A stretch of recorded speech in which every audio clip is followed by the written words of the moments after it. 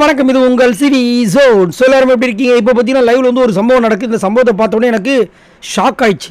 என்னையா நடக்குது? என்னையா என்னையா முத்து மேலே உட்காந்து என்னையா பண்ணிட்டு இருக்கேன்? முத்தெல்லாம் கொடுத்துட்ருக்கீங்க. அஜ்ஜோ என்னையா ஆச்சு அப்படின்ற மாதிரி நிறைய பேர் ஷாக்காக பார்த்துட்டு இருக்காங்க. அதுங்களே நிறைய பேர் வந்து வேறு மாதிரி வீடியோஸ்லாம் போட்டாங்க. ஆக்சுவலாக என்ன நடக்குதுன்னா வாட்டர் டாஸ்க்கு. இந்த முத்துக்குமரனுக்கு வந்துட்டு இந்த மாதிரி போய் பேசுங்கன்னு சொல்லிட்டு நம்ம அருணுக்கு வாட்டர் அந்த விஷயத்துக்காக டாஸ்க் கொடுத்துருக்காங்க. வந்தவனே முத்துக்குமரன் கீழே உட்காந்துட்டு இருக்காரு. இவர் வந்துட்டு சாரி முத்து அப்படின்றாரு. எல்லாருக்கும் ஷாக்கு. என்னடா சாரிலாம் கேட்குறாரு, அதிசயமாக இருக்கே அப்படின்னு.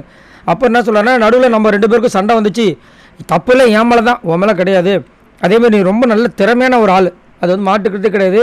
உனக்கு வேறு நடிக்கணும்னு ஆசை இருக்குல்ல, உனக்கு எல்லா தகுதியும் இருக்குது, நீ நல்லா நடிப்ப. அதேமாதிரி உங்ககிட்ட இருக்க ஸ்பெஷாலிட்டி என்ன தெரியுமா? அந்த காமெடி. உன்னால் காமெடியாகவும் நடிக்க முடியும், சென்சிபிளாகவும் பண்ண முடியும். நீ நல்ல ஒரு திறமையான ஒரு சூப்பரான ஒரு பையன். உன்னோட கனவுகளை எல்லாம் ஜெயிக்கிறதுக்கு நான் உனக்கு கண்டிப்பாக வந்து ஹெல்ப் பண்ணுவேன். நீ வெளியில் போனதுக்கப்புறமா உனக்கு இந்த நடிப்பு சம்மந்தமாக எது உதவி கடலை என்னால் முடிஞ்ச வரைக்கும் நான் கண்டிப்பாக பண்ணுறேன் அப்படிங்கும்போது அவர் வந்து வெளியே வேணாம், எனக்கு உள்ளதாக வேணும்போது உள்ளே நான் கண்டிப்பாக பண்ண மாட்டேன், ஏன்னா நீ தான் எனக்கு ஹெல்ப் பண்ணணும் அப்படின்ற மாதிரி பேசுகிறாரு. அப்புறம் கொஞ்ச நேரம் கழிச்சு கீழே உட்காராரு. யார்? நம்ம முத்துக்குமரன் மேலே உட்காந்து நெத்தியை பிடிச்சி நெத்தியில் ஒரு முத்தத்தை கொடுக்குறாரு, கணத்தில் ஒரு முத்தம் கொடுக்குறாரு.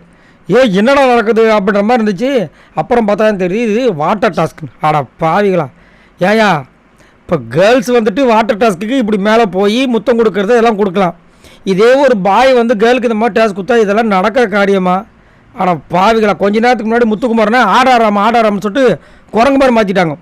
அவரும் பாவம் நொந்து போய் நூலாக போய் ஆனால் ஸ்போர்ட்டிவாக பண்ணாப்புல. இதில் மஞ்சரி அவர் வந்துட்டு மனுஷ குரங்கான், கொரிலா குரங்கான்.